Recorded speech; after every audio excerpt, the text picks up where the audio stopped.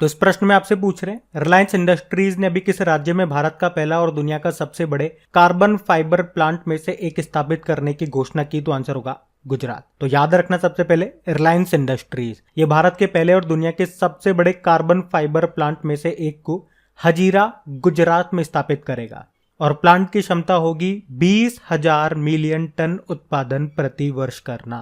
Plant का पहला चरण 2025 में पूरा हो जाएगा। अच्छा, कार्बन फाइबर की बात हुई है, क्या होता है ये उच्च चालकता यानी कि हाई कंडक्टिविटी वाला एक हल्का पदार्थ है जो स्टील का एक बेहतर विकल्प है, ऑल्टरनेट है, मतलब स्टील की जगह आप इसको इस्तेमाल कर सकते हैं। अच्छा, कुछ प्रश्न मैं आपसे पूछना चाहूंगा, ये करंट अफेयर्स के प्रश्न पूछूंगा, ध्यान से सुनना और उत्तर देते हुए चलना। पहला प्रश्न आ रहा है, भारत का पहला शुद्ध हरित हाइड्रोजन प्लांट ये कहां पे शुरू हुआ? आंसर क्या होगा? असम। बताओ फिर, भारत का पहला बायोमास आधारित हाइड्रोजन प्लांट ये कहां पे शुरू हुआ? तो आंसर होगा मध्य प्रदेश के खंडवा जिले में। अभी आपको याद होगा जो बिहार के मुख्यमंत्री हैं नीतीश कुमार, उन्होंने बिहार के पूर्णिया में देश के पहले इथेनॉल प्लांट का भी उद्घाटन किया था। और आपको याद होगा दुनिया का पहला plant based smart air purifier, बताओ ये किसने डेवलप्ड किया था? IIT रोपड़ ने। और अगर आपसे पूछा जाए कि किस देश में शुरू हुआ हवा से कार्बन सोखने वाला दुनिया का सबसे बड़ा प्लांट, आंसर होगा आइसलैंड में, और उस प्लांट का नाम है ओरका। इसी तरह से भारत में टाटा स्टील ने कार्बन डाइऑक्साइड कैप्चर करने के लिए भारत का पहला प्लांट शुरू किया था। अच्छा, अभी KVIC ने कहां पे अपना पहला सिल्क प्रोसेसिंग प्लांट शुरू किया? तो आंसर होगा गुजरात में। तो ये सारे पॉइंट्स याद रखना, बढ़ते आगे। चलो बताओ, अभी हाल ही में छात्रों के लिए भारत का पहला वर्चुअल स्कूल किसने लॉन्च किया? तो आंसर होगा अरविंद केजरीवाल। तो अभी दिल्ली के जो मुख्यमंत्री अरविंद केजरीवाल, उन्होंने देश के पहले वर्चुअल स्कूल की शुरुआत की है। ये वर्चुअल स्कूल कक्षा 9वीं से लेकर 12वीं कक्षा के लिए है।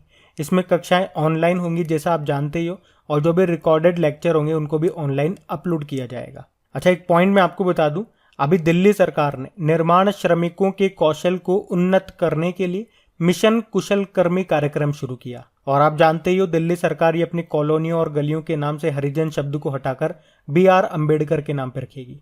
चलो बताओ, किस शहर में देश का पहला ट्रांसजेंडर स्कूल ये खोला जाएगा? तो आंसर होगा कोच्चि, केरल।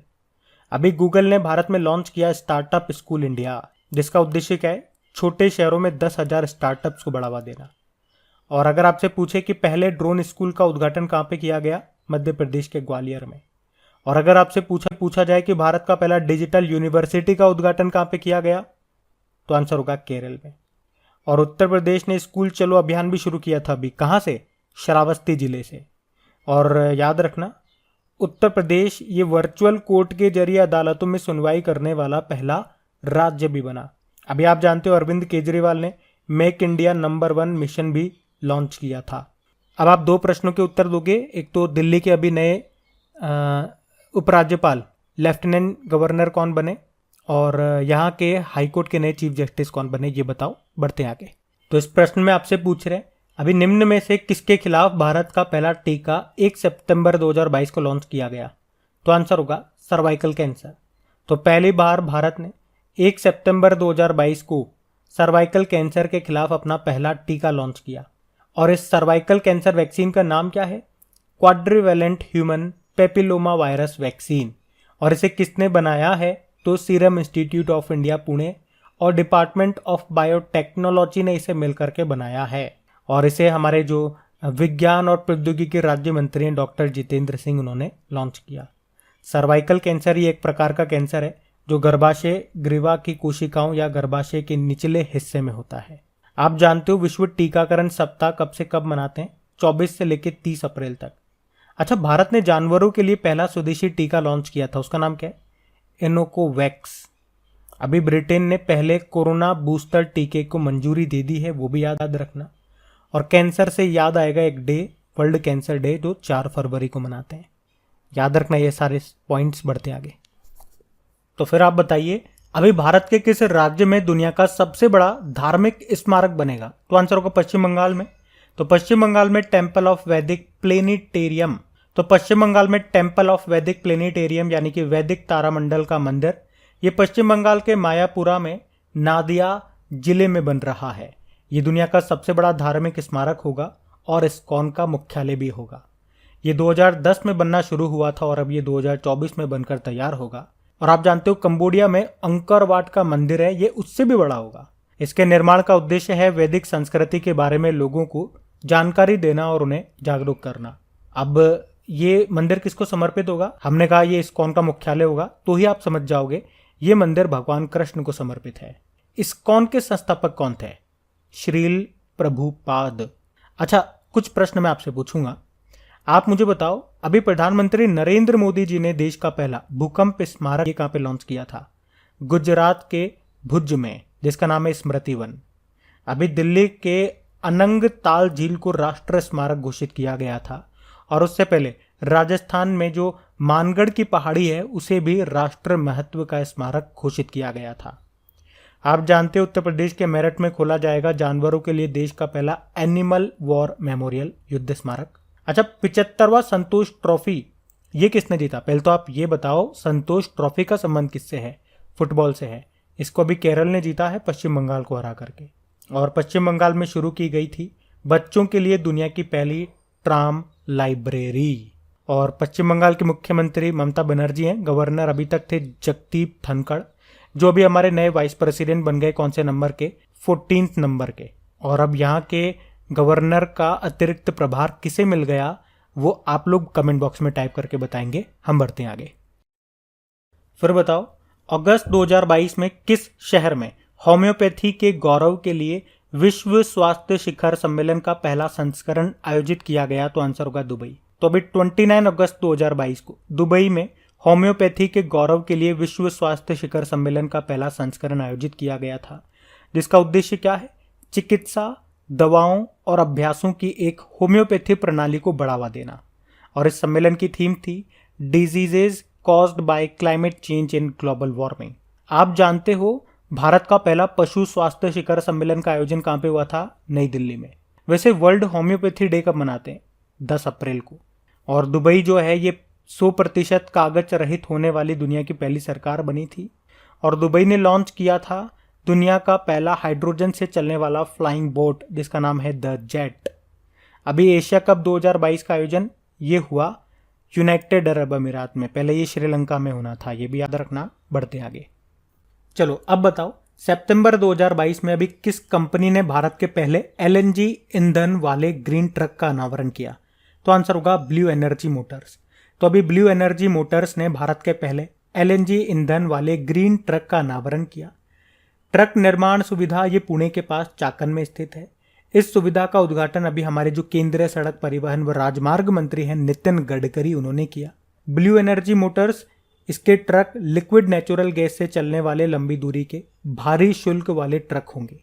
अच्छा, इसी तरह से आपको याद दिलाऊं तो हमारे ये जो मंत्री हैं नितिन गडकरी जी, इन्होंने भारत के पहले निजी एलएनजी सुविधा प्लांट का उद्घाटन किया था। कहां पे? नागपुर में। और आप जानते हो अभी सभी पंजीकृत यानी कि रजिस्टर्ड कमर्शियल व्हीकल वाणिज्यिक वाहनों को जोड़ने वाला पहला भारतीय राज्य कौन सा बना? हिमाचल प्रदेश। अभी इंडियन आर्मी को बख्तरबंद गाड़ियां दी है टाटा कंपनी ने, उनका नाम है quick reaction fighting vehicle medium. और बताओ, भारत की अभी स्वदेशी रूप से विकसित पहली हाइड्रोजन फ्यूल सेल बस ये कहां पे लॉन्च हुई? तो आंसर होगा पुणे में। और vehicle moment tracking system mobile application को किसने लॉन्च किया? हरियाणा ने। आप जानते हो भारत जर्मनी को पछाड़कर चौथा सबसे बड़ा वाहन बाजार भी बन गया है। और अभी देश की पहली इलेक्ट्रिक डबल डेकर बस कहां पे लॉन्च हुई?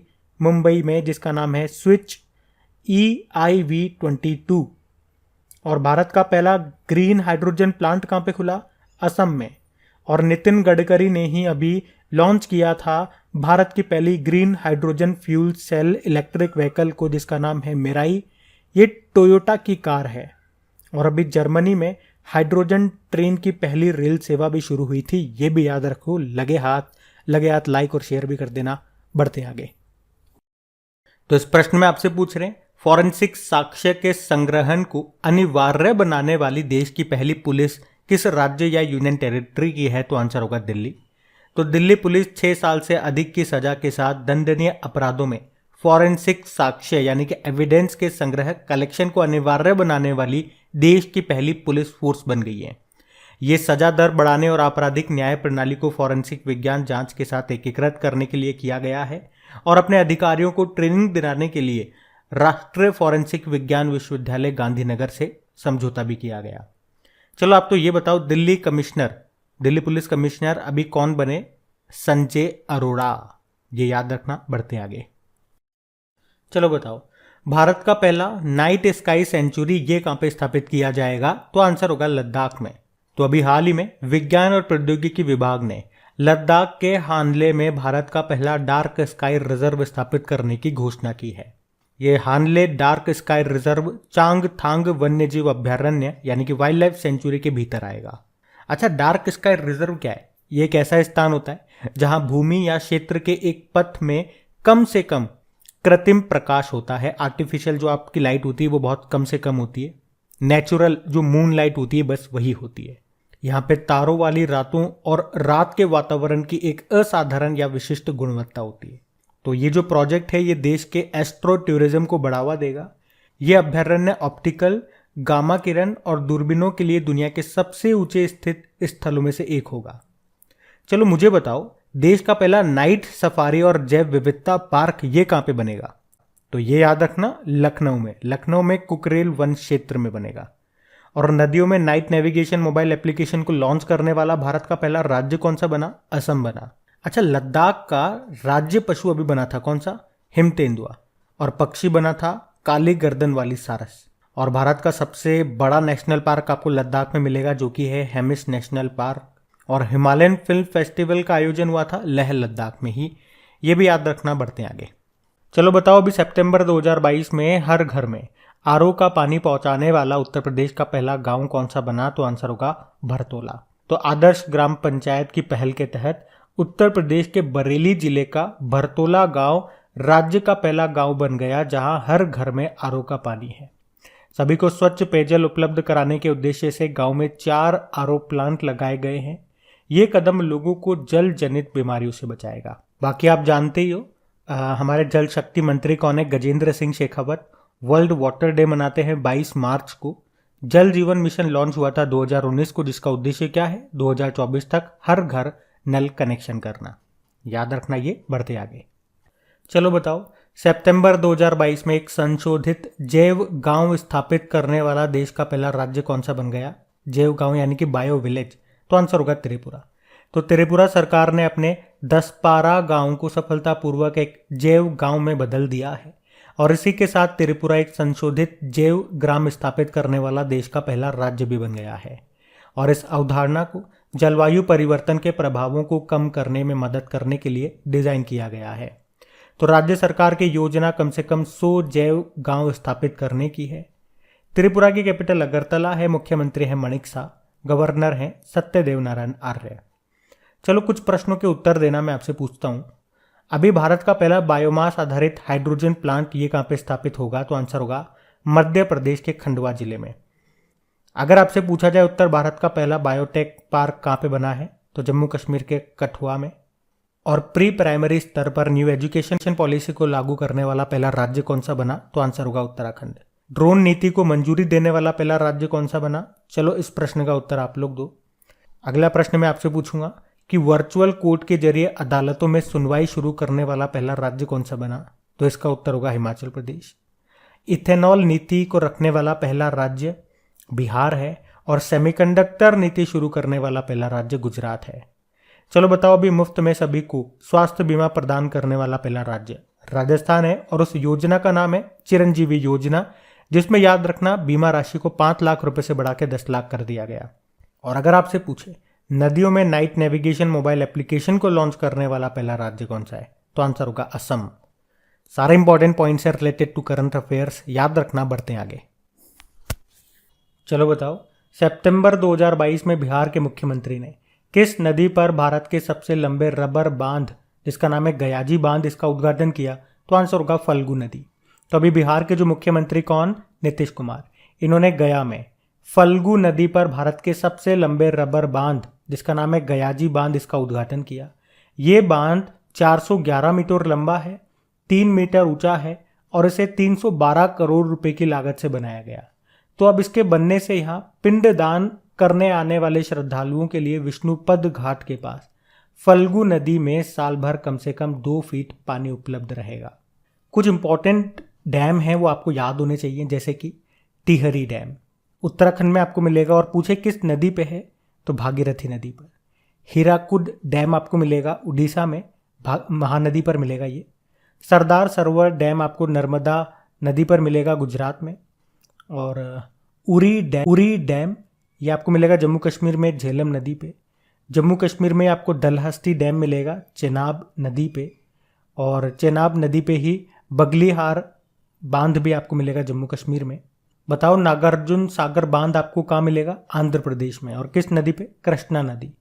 इडुक्की डैम आपको केरल में मिलेगा पेरियार नदी पर। कोयना बांध ये कोयना नदी पर है महाराष्ट्र में। और करजन बांध करजन नदी पर है गुजरात में। अच्छा, एक प्रश्न का उत्तर दे दो आप। दुनिया का पहला अनुवांशिक रूप से संशोधित जेनेटिकली मॉडिफाइड रबड़ का पौधा कहाँ पे लगाया गया? असम में। और अभी आदि बद्री बांध आपने सुना होगा, इसके निर्माण के लिए किन दो राज्यों ने आपस में समझौता किया?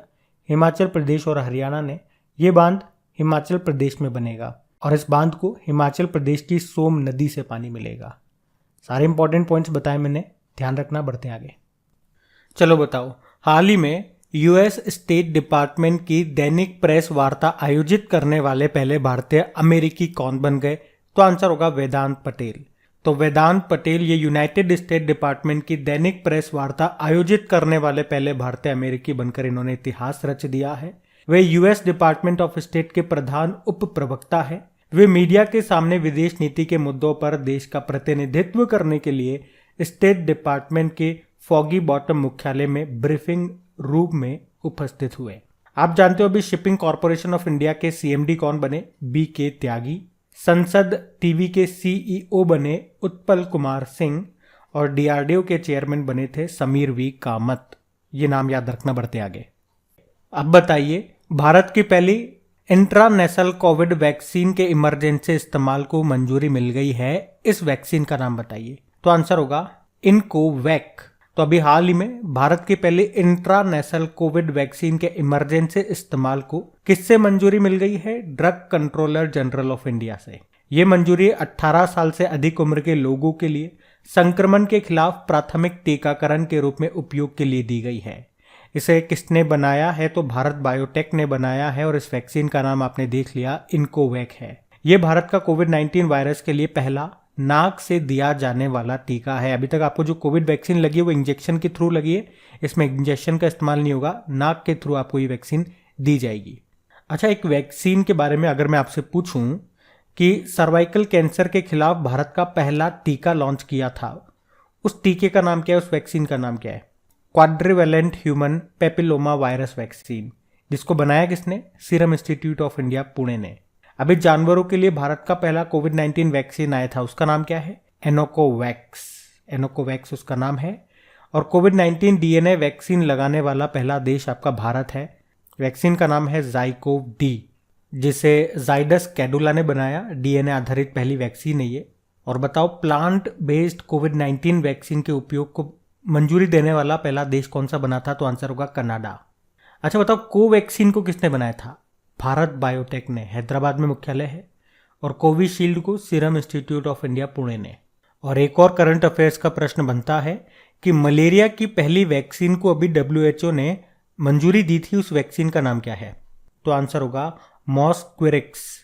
क्योंकि अभी तक मलेरिया की जो दवा थी वो कुनेन थी, जो सिनकोना की छाल से बनती है, सिनकोना वृक्ष की छाल से।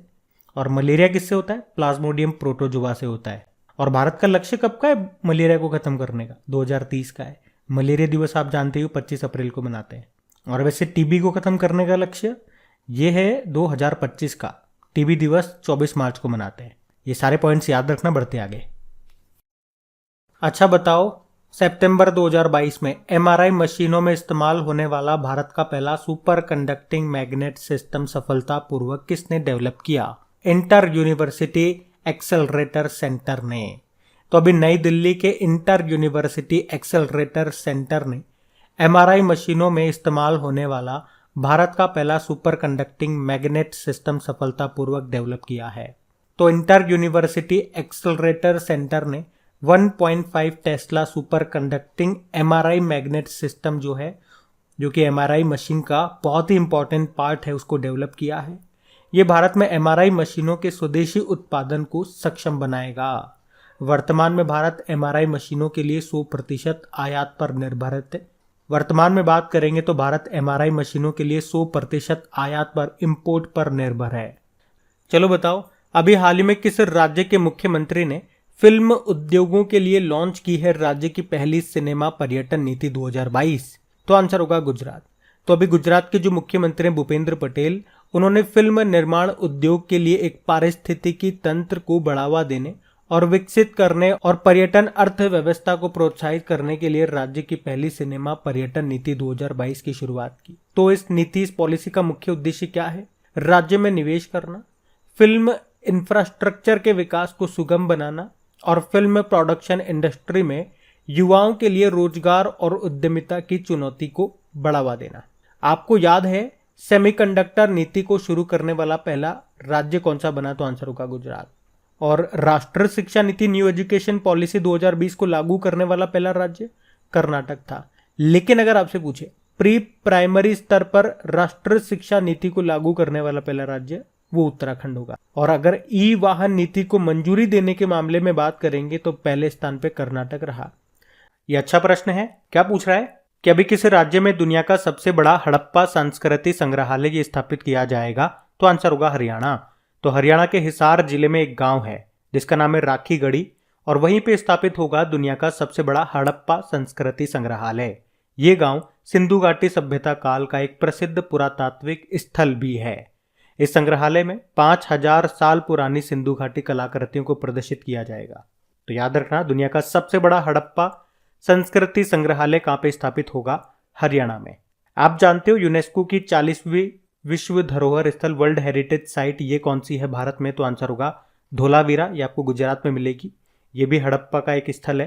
कोटड़ा द टिम्बा के नाम से भी इसको जाना जाता है। आप बताओ अंतरराष्ट्रीय संग्रहालय दिवस कब मनाया जाता है? तो आंसर होगा 18 मई को। और भारत का पहला डिजिटल खाद्य संग्रहालय कहां पे लॉन्च हुआ? तो आंसर होगा तंजावुर, तमिलनाडु में।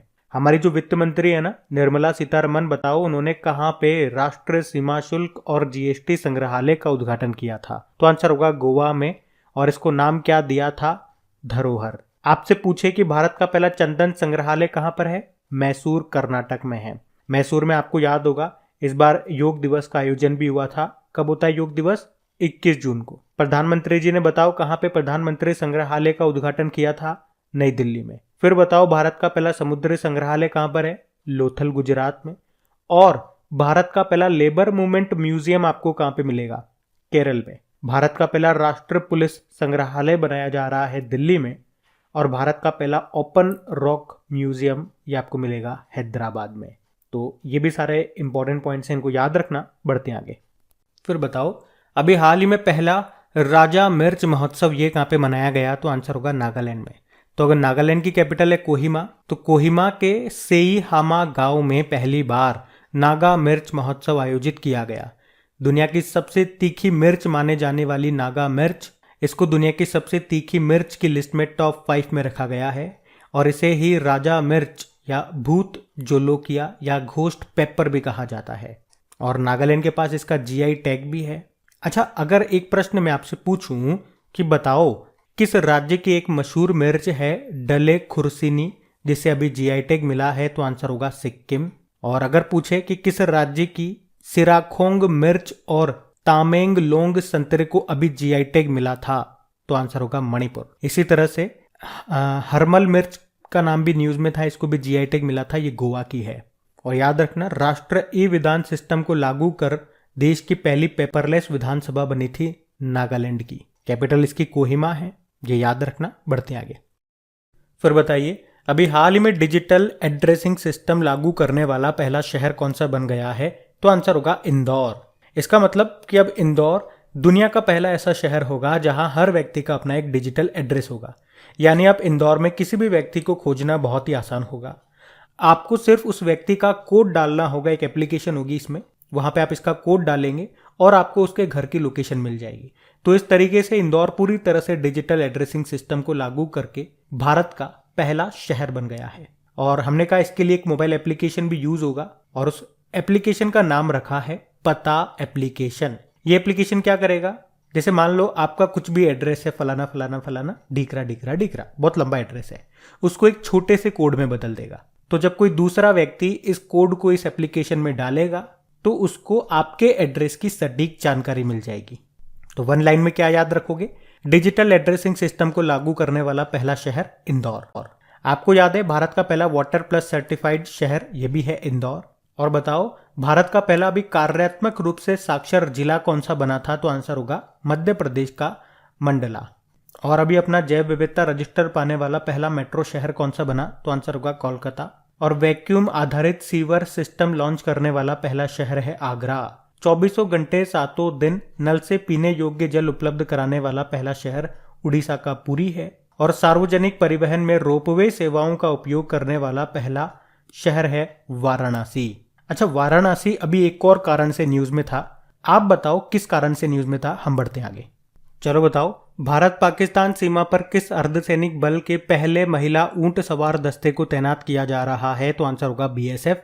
आप जानते हो भारत पाकिस्तान सीमा पर हमारी बीएसएफ तैनात है, तो बीएसएफ की पहली महिला ऊंट सवारी दस्ते को राजस्थान और गुजरात में भारत पाकिस्तान सीमा पर तैनात किया जाएगा। ये दस्ता दुनिया में अपनी तरह का पहला दस्ता होगा। बीएसएफ स्थापना होती है 1965 में और डायरेक्टर जनरल हैं पंकज कुमार सिंह। आपको याद है ऑपरेशन सर्द हवा और गर्म हवा, इसका आयोजन बीएसएफ के द्वारा किया जाता है। अच्छा, अगर मैं आपसे पूछूं भारत पाकिस्तान की जो बॉर्डर है, सीमा रेखा है, उसको क्या कहते हैं? रेड क्लिफ लाइन कहते हैं, याद रखना ये। बढ़ते आगे। चलो बताओ, अभी सितंबर 2022 में किस राज्य में भारत की पहली लिथियम आयन सेल फैक्ट्री का उद्घाटन किया गया? तो आंसर होगा आंध्र प्रदेश। तो इलेक्ट्रॉनिक और सूचना प्रौद्योगिकी राज्य मंत्री हैं राजीव चंद्रशेखर, जिन्होंने आंध्र प्रदेश के तिरुपति में भारत की पहली लिथियम आयन सेल फैक्ट्री का उद्घाटन किया। इसे किसने शुरू किया? तो चेन्नई के मुनोथ इंडस्ट्री लिमिटेड ने। लागत आई है 165 करोड़ रुपए की। वर्तमान में याद रखना, वर्तमान में भारत मुख्य रूप से चीन और दक्षिण कोरिया से लिथियम आयन सेल का आयात करता है, इंपोर्ट करता है। आप जानते हो भारत की पहली लिथियम रिफाइनरी ये कहाँ पे स्थापित की गई थी? तो गुजरात में स्थापित हुई थी। अच्छा, देश के पहले इथेनॉल प्लांट का उद्घाटन कहाँ पे हुआ? पूर्णिया, बिहार में। बताओ भारत का पहला बायोमास आधारित हाइड्रोजन प्लांट कहाँ पे स्थापित होगा? मध्य प्रदेश के खंडवा जिले में। बताओ भारत का पहला शुद्ध हरित हाइड्रोजन प्लांट कहाँ पे शुरू हुआ? असम में। अभी टाटा स्टील ने CO2 कैप्चर करने के लिए भारत का पहला प्लांट भी चालू किया था, ये याद रखना। अबे रिलायंस इंडस्ट्रीज ये दुनिया का सबसे बड़ा और भारत का पहला कार्बन फाइबर प्लांट कहाँ पे खुलेगा? हजीरा, गुजरात में। और KVIC ने गुजरात में ही शुरू किया था पहला सिल्क प्रोसेसिंग प्लांट। चलो बताओ, दुनिया का पहला plant based smart air purifier को डेवलप किया था किस IIT ने? तो IIT रोपड़ आंसर होगा, याद रखना ये सारे पॉइंट। बढ़ते आगे। चलो बताओ, भारत का पहला वन विश्वविद्यालय ये कहाँ पे स्थापित होगा? तो आंसर होगा तेलंगाना में। तो भारत का पहला वन विश्वविद्यालय ये तेलंगाना में बनने जा रहा है। अभी तेलंगाना विधानसभा ने वानिकी विश्वविद्यालय अधिनियम 2022 को मंजूरी दे दी है और ये वानिकी विश्वविद्यालय देश में अपनी तरह का पहला विश्वविद्यालय होगा। और विश्व स्तर पर बात करोगे तो ये रशिया और चाइना के बाद तीसरा वानिकी विश्वविद्यालय होगा। इस विश्वविद्यालय का उद्देश्य क्या है? वन संसाधनों का संरक्षण करना और अनुसंधान को बढ़ावा देना और उद्योगों की मांग को पूरा करने के लिए वृक्षारोपण फसलों के प्रसार के लिए उपयुक्त तरीके विकसित करना। आपको पता है दुनिया के बाहर पहला योग विश्वविद्यालय ये कहाँ पे बना? तो आंसर होगा लॉस एंजलिस, अमेरिका में। भारत के बाहर पहला IIT ये यूनाइटेड अरब अमीरात में मिलेगा। देश का पहला कचरा क्लिनिक आपको भोपाल में मिलेगा। और भारत के पहले वन चिकित्सा केंद्र का उद्घाटन कहाँ पे किया गया? उत्तराखंड के रानीखेत में।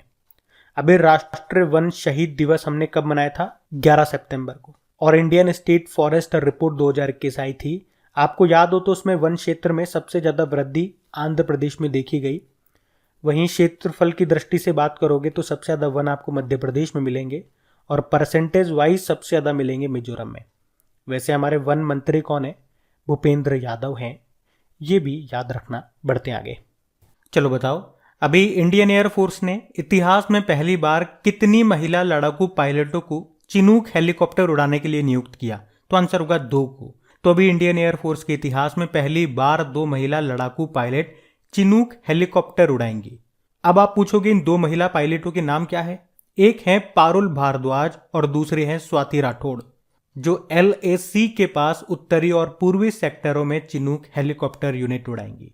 आपसे अगर मैं पूछूं ना कि राफेल उड़ाने वाली पहली भारतीय महिला पायलट का नाम बताइए, तो आप फटाक से आंसर कर दोगे शिवांगी सिंह।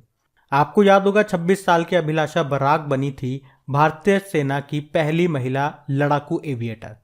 और आपको याद होगा इसी साल 19 साल की बेल्जियम ब्रिटिश पायलट हैं जारा रदरफोर्ड, और अभी दुनिया में अकेले उड़ान भरने वाली सबसे कम उम्र की महिला के रूप में विश्व रिकॉर्ड इन्होंने बनाया था। आपसे अगर पूछा जाए ना नॉर्थ पोल के ऊपर उड़ान भरने वाली पहली भारतीय महिला कौन बनी, तो आंसर होगा जोया अग्रवाल। और आपको याद है वर्ल्ड एयर पावर इंडेक्स आया था जिसमें इंडियन एयर फोर्स तीसरे स्थान पे था, पहले स्थान पे अमेरिका की वायुसेना थी। चलो आप तो ये बता दो इंडियन एयर फोर्स का हेरिटेज सेंटर कहाँ पे बनेगा, तो आंसर होगा चंडीगढ़ में। वैसे हमारे एयर चीफ मार्शल कौन है, विवेक राम चौधरी हैं, और एयर फोर्स डे 8 अक्टूबर को होता है। उसी तरह से नेवल चीफ हमारे आर हरि कुमार है, नौसेना दिवस 4 दिसंबर को होता है, और आर्मी चीफ हमारे मनोज पांडे हैं, आर्मी डे 15 जनवरी को होता है। तो ये सारे पॉइंट्स आप याद रखना। बढ़ते आगे। चलो बताओ अभी हाल ही में भारत का पहला स्वच्छ सुजल प्रदेश कौन सा बना, तो आंसर होगा अंडमान निकोबार। तो अभी हमारे केंद्रीय जल शक्ति मंत्री हैं गजेंद्र सिंह शेखावत, इन्होंने अंडमान निकोबार द्वीप समूह को भारत का पहला स्वच्छ सुजल प्रदेश घोषित किया है। और इस उपलब्धि के साथ अंडमान निकोबार द्वीप समूह के सभी गांवों को हर घर जल प्रमाणीकरण प्राप्त हुआ। तो अब अंडमान निकोबार द्वीप समूह को भारत के पहले स्वच्छ और सुजल प्रदेश के रूप में जाना जाएगा, और राज्य के सभी गांवों को हर घर जल और ODF प्लस के रूप में प्रमाणित किया जाएगा। आप जानते हो वर्ल्ड वाटर डे कब मनाते हैं हम, 22 मार्च को। इस दिन बिहार दिवस भी होता है। और अगर मैं आपसे पूछूं कि 24 घंटे 7 दिन नल से स्वच्छ जल देने वाला पहला शहर कौन सा है, तो आंसर होगा उड़ीसा का पुरी है। वैसे जल जीवन मिशन कब लॉन्च हुआ था, 2019 में, जिसका उद्देश्य क्या है 2024 तक हर घर नल कनेक्शन करना। और अभी जल जीवन मिशन के तहत 100वां हर घर जल वाला जिला बना था हिमाचल प्रदेश का चंबा जिला। और आप जानते हो मध्य प्रदेश का बुरहानपुर ये बना है देश का पहला हर घर जल प्रमाणित जिला। और हर घर जल वाला पहला प्रमाणित राज्य कौन सा बना, तो आंसर होगा गोवा। तो ये कुछ इंपॉर्टेंट पॉइंट्स हैं जो आपके न्यूज में रहे थे, इनको याद रखना। बढ़ते आगे। देखिए ये प्रश्न आपसे क्या कह रहा है कि अभी हाल ही में नॉर्थ चैनल को तैरकर पार करने वाले सबसे उम्रदराज व्यक्ति कौन बन गए, तो आंसर होगा एल्विस अली हजारिका। तो असम के तैराक हैं ये हजारिका, पूरा नाम है एल्विस अली हजारिका, और ये अभी नॉर्थ चैनल को तैरकर पार करने वाले पूर्वोत्तर भारत के पहले और सबसे उम्रदराज भारतीय व्यक्ति बन गए हैं। कहां से ये, असम से हैं। और नॉर्थ चैनल कहां पर है, ये स्कॉटलैंड और नॉर्थ आयरलैंड के बीच में जो जल डमरू मध्य है उसी को कहते हैं नॉर्थ चैनल। तैरकर कितनी दूरी तय की इन्होंने, 21 किलोमीटर की दूरी को तय किया इन्होंने तैर करके। और इसी के साथ ये नॉर्थ चैनल को तैरकर पार करने वाले सबसे उम्रदराज व्यक्ति बन गए हैं। अच्छा एक प्रश्न अगर मैं आपसे पूछूं कि इंग्लिश चैनल को पार करने वाली पहली भारतीय महिला का नाम क्या है, तो आंसर होगा आरती शाह। और पुरुष का नाम क्या है, तो मिहिर सेन है। स्कॉटलैंड से आपको याद आएगा अभी 2021 में जो कोप 26 का आयोजन हुआ था वो ग्लासगो के स्कॉटलैंड में ही हुआ था। अच्छा अब आप लोग मुझे कमेंट बॉक्स में टाइप करके बताओ कि 2022 में कोप 27 का आयोजन और अगले साल 2023 में कोप 28 का आयोजन ये कहाँ पे होना है।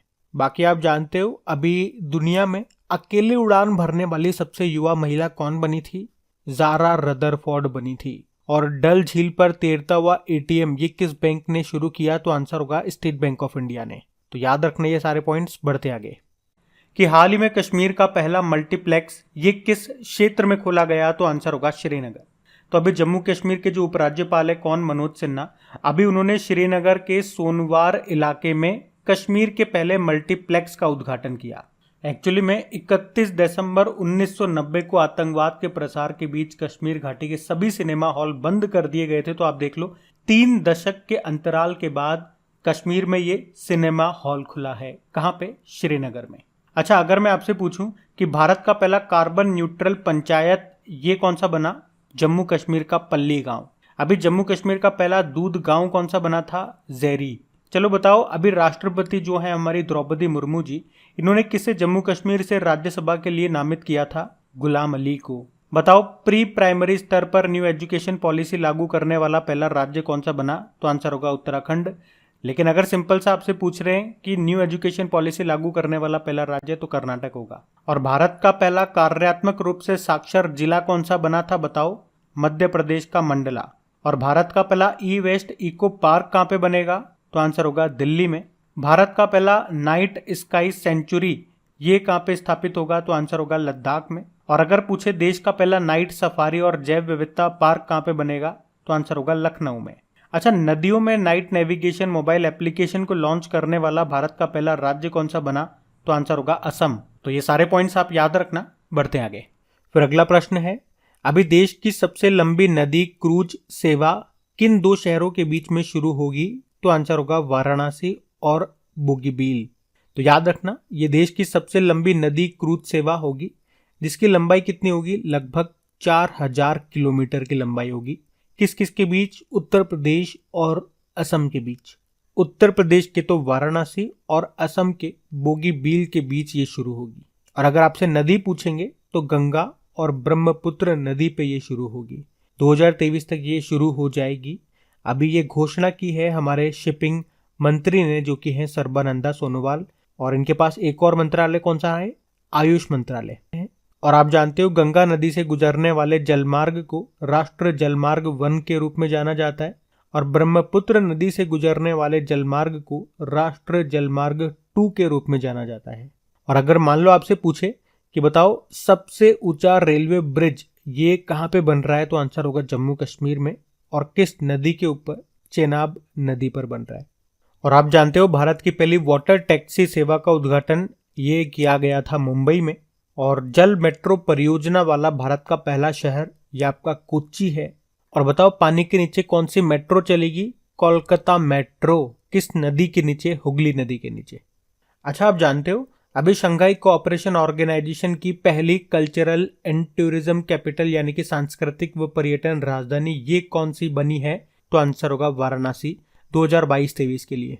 और वाराणसी से आपको याद आएगा कि रोपवे सेवाओं को सार्वजनिक रूप से उपयोग करने वाला पहला शहर आपका बना है वाराणसी। तो याद रखना ये सारे पॉइंट्स। कि अभी हाल ही में नॉर्थ चैनल को पार करने वाले एशिया के पहले पैरा स्विमर कौन बन गए हैं?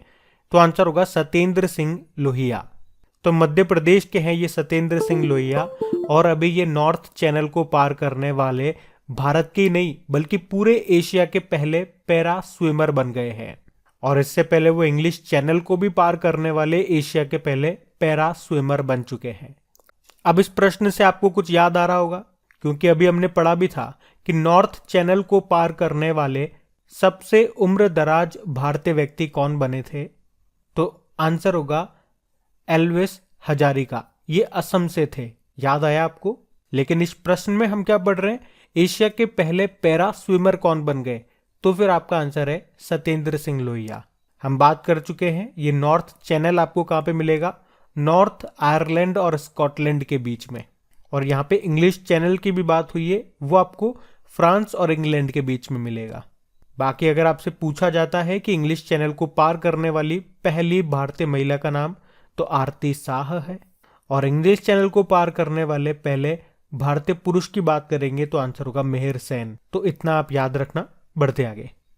तो देखो इस प्रश्न में आपसे क्या पूछा जा रहा है कि भारत का पहला सफल पूर्ण हाथ प्रत्यारोपण ये किस राज्य में किया गया? तो आंसर होगा केरल में। तो याद रखना देश में पहली बार 2 मरीजों के पूरे हाथ यानी कि फुल आर्म का ट्रांसप्लांट हुआ है। तो केरल के कोच्चि में अमृता हॉस्पिटल ने ये इतिहास रचा है। और जिन 2 मरीजों में आर्म ट्रांसप्लांट किया गया उनमें से एक इराकी नागरिक हैं यूसुफ हसन और दूसरे कर्नाटक के अमरेश हैं। इन दोनों ने बिजली के करंट से अपने दोनों हाथ गंवा दिए थे। तो डॉक्टर सुब्रमण्यम अय्यर और डॉक्टर मोहित शर्मा की अगुवाई में ये ऑपरेशन हुआ। और आपको बता दूं कि दुनिया में केवल 3 कंधे के स्तर के फुल आर्म को जोड़ा गया यानी कि ट्रांसप्लांट किया गया, जिसमें भारत में ये पहला है। चलो सबसे पहला प्रश्न तो मैं आपसे यही पूछूंगा कि राष्ट्रीय अंगदान दिवस ये कब मनाया जाता है? National organ donation day. तो आंसर होगा 27 नवंबर को। परंतु अगर आपसे पूछा जाए कि वर्ल्ड ऑर्गन डोनेशन डे कब मनाया जाता है तो फिर आपका आंसर होगा 13 अगस्त। आपको यह भी याद रखना है अभी हैदराबाद में पहला 3D प्रिंटेड मानव कॉर्निया बनाया गया। चलो बताओ किस आईआईटी ने भारत का पहला स्वदेशी पॉलीसेंट्रिक प्रोस्थेटिक घुटना तैयार किया? तो आंसर होगा आईआईटी मद्रास ने। और भारत का पहला सरकारी OTT प्लेटफॉर्म ये किसने शुरू किया? केरल ने। OTT प्लेटफॉर्म मतलब जैसे कि आपका अमेजन प्राइम हो गया, डिज्नी हॉटस्टार, ये वगैरह देखते हो ना, उसे कहते हैं ओटीटी प्लेटफॉर्म। तो सरकारी ओटीटी प्लेटफॉर्म ये शुरू किया है केरल ने। भारत का पहला ग्राफीन नवाचार केंद्र आपसे पूछा जाए कहां पे स्थापित किया गया, तो भी आंसर होगा केरल में। चलो ये बताओ, भारत का पहला सैनिटरी नैपकिन मुक्त गांव ये कौन सा बना, तो आंसर होगा केरल का कुंभलांगी गांव। और भारत का पहला अंतरराष्ट्रीय महिला व्यापार केंद्र कहां पे स्थापित होगा, केरल में ही। और केरल का पहला बुक विलेज बना है कोल्लम जिले का पेरुकुल्लम गांव। अच्छा, भारत का पहला लेबर मूवमेंट म्यूजियम भी पूछेंगे कहां पे खुला, तो आंसर होगा केरल में। और भारत की पहली ड्रोन फॉरेंसिक लैब ये कहां पे शुरू हुई, तो भी आंसर होगा केरल में। याद रखना, अभी अहमदाबाद और केरल को टाइम मैगजीन की the world's greatest place of 2022 में शामिल किया गया। तो केरल से ये सारे इंपॉर्टेंट पॉइंट भी आपको याद रखने हैं। बढ़ते हैं आगे। फिर आपको बताना है अभी भारत किस वर्ष अपनी पहली मोटो जीपी वर्ल्ड चैंपियनशिप रेस की मेजबानी करेगा, तो आंसर होगा 2023 में। तो यानी भारत 2023 में ग्रेटर नोएडा में जो बुद्ध इंटरनेशनल सर्किट है उसमें अपनी पहली मोटो जीपी वर्ल्ड चैंपियनशिप रेस की मेजबानी करेगा। ये 2023-24 से 2030-31 तक आयोजित किया जाएगा और इसे भारत का ग्रैंड प्रिक्स कहा जाएगा। इस प्रीमियर इवेंट में 19 देशों के राइडर्स शामिल होंगे। अच्छा, 2023 से आपको कुछ याद आता है? बिल्कुल याद आना चाहिए। भारत 2023 में G20 की अध्यक्षता करेगा और 2023 में ही अंतरराष्ट्रीय ओलंपिक समिति के सत्र की मेजबानी करेगा कौन? मुंबई। आपको याद हो तो 2023 में 17वां प्रवासी भारतीय दिवस ये इंदौर में आयोजित होगा, पढ़ा था हमने। और याद रखना, यूनाइटेड नेशन जनरल असेंबली ने भारत की पहल पर 2023 को मोटे अनाज का अंतरराष्ट्रीय वर्ष घोषित किया था, ईयर ऑफ मिलेट्स। और 2023 में street child cricket world cup ये होस्ट करेगा भारत। और 2023 में भारत का पहला मानव अंतरिक्ष मिशन गगनयान भी लॉन्च होगा। और 2023 में ही इसरो और नासा का एक संयुक्त मिशन है निसार उपग्रह, वो भी लॉन्च होगा। चलो आप ये बताओ, नेहरू ट्रॉफी बोट रेस इसका आयोजन कहां पे होता है? केरल में होता है। केरल के अल्लापुझा में जो पुन्नमदा झील है वहां पे इसका आयोजन होता है। और 2023 में मेंस हॉकी वर्ल्ड कप होंगे कहां पे? उड़ीसा में होंगे। तो ये भी सारे पॉइंट्स याद रखना। बढ़ते आगे। फिर बताओ, अभी भारत का पहला हिमस्खलन निगरानी रडार कहां पे स्थापित किया गया, तो आंसर होगा सिक्किम में। तो सिक्किम में भूस्खलन की रियल टाइम निगरानी के लिए पहली बार हिमस्खलन निगरानी रडार स्थापित किया। और ये भारत में अपनी तरह का पहला रडार है। ये जो सिस्टम है ये भूस्खलन से पहले ही सचेत कर देगा, जिससे स्थानीय लोगों को आपदा से पहले ही उस स्थान से सुरक्षित हटाया जा सकेगा। अच्छा, अगर मैं आपसे पूछता कि भारत का पहला हेली हब ये कहां पे स्थापित किया गया, तो आंसर होगा गुरुग्राम में। अभी भारत का पहला नाइट स्काई सेंचुरी ये कहां पे खुला जाएगा? लद्दाख में। अभी भारत का पहला 3D पोस्ट ऑफिस कहां पे बनाया गया, तो आंसर होगा बंगलुरु में। और बताओ, जन निगरानी एप्लीकेशन को किसने लॉन्च किया था? जम्मू कश्मीर ने। चलिए फिर बताइए, अभी सितंबर 2022 में किस राज्य सरकार ने भारत का पहला डुगोंग कंजर्वेशन रिजर्व को अधिसूचित किया है, तो आंसर होगा तमिलनाडु। अच्छा, ये प्रश्न हम पहले भी पढ़ चुके हैं जब इसकी घोषणा हुई थी, और उसके बाद ये किसी एक एग्जाम में पूछा भी जा चुका है। और अभी इसे नोटिफाई कर दिया गया, अधिसूचित कर दिया गया, एक बार फिर से ये न्यूज में आ गया, तो हम एक बार फिर से पढ़ रहे हैं। ये है डुगोंग संरक्षण केंद्र। डुगोंग इसी को सी काउ भी कहा जाता है। तो याद रखना, ये भारत का पहला डुगोंग संरक्षण रिजर्व है। कहां पे स्थापित किया गया? तमिलनाडु में। तमिलनाडु में जो पाक खाड़ी है वहां पे। तो ये आपको याद रखना है। अच्छा, इसी तरह से अगर मैं आपसे पूछूं कि डॉल्फिन संरक्षण केंद्र ये आपको मिलेगा कहां पे? पटना, बिहार में। अभी खाद्य संग्रहालय स्थापित किया गया तंजावुर, तमिलनाडु में। और राष्ट्रीय समुद्री विरासत संग्रहालय ये आपको मिलेगा गुजरात के लोथल में। और बताओ, भारत का पहला ओपन रॉक म्यूजियम कहां पे मिलेगा? हैदराबाद में। अभी आपको याद होगा, भारत का पहला राष्ट्रीय पुलिस संग्रहालय ये कहां पे स्थापित किया गया, तो आंसर होगा दिल्ली में। और भारत का पहला लेबर मूवमेंट म्यूजियम कहां पे खोला जाएगा? केरल में। अभी प्रधानमंत्री जी ने बताओ कहां पे प्रधानमंत्री संग्रहालय का उद्घाटन किया था? नई दिल्ली में। और भारत का पहला चंदन संग्रहालय आपको कहां पे मिलेगा? मैसूर में। मैसूर कर्नाटक में है, जहां पे योग दिवस का भी आयोजन हुआ था 21 जून को। अच्छा, अभी हमारी जो वित्त मंत्री हैं निर्मला सीतारमण जी, बताओ इन्होंने कहां पे राष्ट्रीय सीमा शुल्क और जीएसटी संग्रहालय का उद्घाटन किया था? तो आंसर होगा गोवा में। और इसका नाम क्या रखा था, धरोहर। और अभी current affairs, latest current affair, ये तो वैसे सारे करंट अफेयर्स के प्रश्न मैं आपको बता रहा हूँ, लेकिन इनमें सबसे लेटेस्ट वाला है कि अभी बताओ किस राज्य में दुनिया का सबसे बड़ा हड़प्पा संस्कृति संग्रहालय स्थापित किया जाएगा। तो आंसर होगा आपका हरियाणा। और अंतर्राष्ट्रीय संग्रहालय दिवस ये 18 मई को मनाते हैं। तो इस प्रश्न में आपसे क्या पूछ रहे हैं कि भारत के किस राज्य में बनेगा दुनिया का सबसे बड़ा जंगल सफारी पार्क। तो आंसर होगा हरियाणा। तो हरियाणा के अरावली क्षेत्र में दुनिया का सबसे बड़ा जंगल सफारी पार्क बनाया जाएगा। ये पार्क गुरुग्राम और नूह जिले के 10,000 एकड़ क्षेत्र में फैला हुआ होगा। तो याद रखना, दुनिया का सबसे बड़ा जंगल सफारी पार्क कहाँ पे बनेगा, हरियाणा में। अच्छा, लेकिन अगर आपसे एग्जाम में पूछा जाए कि भारत का पहला जियोलॉजिकल पार्क ये कहाँ पे बनेगा, तो फिर आपका उत्तर हो जाएगा मध्य प्रदेश के जबलपुर में। लेकिन आपसे पूछा जाए कि देश का पहला पूर्ण महिला स्वामित्व वाला FLO फिक्की लेडीज ऑर्गेनाइजेशन औद्योगिक पार्क कहाँ पे बनेगा, तो फिर आंसर होगा हैदराबाद में।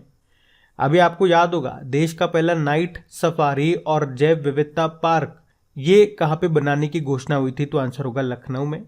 चलो फिर बताओ, भारत का पहला टायर पार्क कहाँ पे बना, पश्चिम बंगाल में। और अगर पूछा जाए कि भारत का पहला फायर पार्क कहाँ पे बना, तो आंसर होगा भुवनेश्वर में। आप जानते ही हो देश का पहला नाइट स्काई सेंचुरी कहाँ पे बनेगा, लद्दाख में। अगर पूछा जाए भारत का पहला जेंडर पार्क, ये आपको मिलेगा केरल के कोझिकोड में। भारत का पहला ई वेस्ट इको पार्क ये बनेगा नई दिल्ली में। और देश का पहला आर्ट पार्क यानी कि artificial intelligence and robotics technology park ये बनेगा बंगलुरु में। और आप जानते हो दुनिया का एकमात्र तैरता नेशनल पार्क ये आपको मिलेगा मणिपुर में, और उस नेशनल पार्क का नाम है काबुल लामजाओ नेशनल पार्क। किस झील पे, लोकटक झील पे। तो इसके साथ ये सारे इंपॉर्टेंट पॉइंट्स मैंने आपको यहाँ पे बताने की कोशिश की है और ये आपको याद भी होने चाहिए।